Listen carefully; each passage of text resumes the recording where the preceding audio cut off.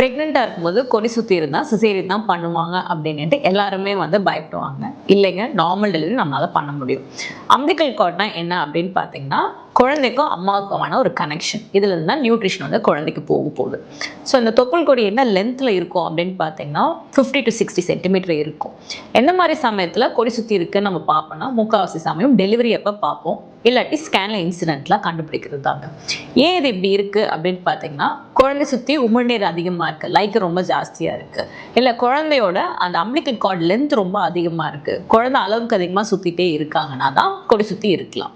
இப்படி இருந்துச்சு, அது கூடவே மதர் வந்து ஒரு லேபர் பெயினோட வந்தாங்க அப்படின்னா, குழந்தையோட ஹார்ட் பீட் நல்லா இருக்குது, மதருக்கு லேபர் நல்லா ப்ரோக்ரஸ் ஆகுறாங்கன்னா நார்மல் டெலிவரி தான் நம்ம அலோவ் பண்ணுவோம். இதில் என்ன நடக்கும் அப்படின்னு பார்த்தீங்கன்னா, லேபர் அட்வான்ஸ் ஆகும்போது தலை கீழே இறங்கி வரும்போது சம்டைம்ஸ் தொப்புள் கொடி நசுங்கும் போது ஹார்ட் பீட் குறையுங்க. அது வந்து கண்டினியூஸாக இருந்துகிட்டே இருக்குன்னா ஃபீட்டல் டிஸ்ட்ரெஸ்ன்னு சொல்லுவோம்.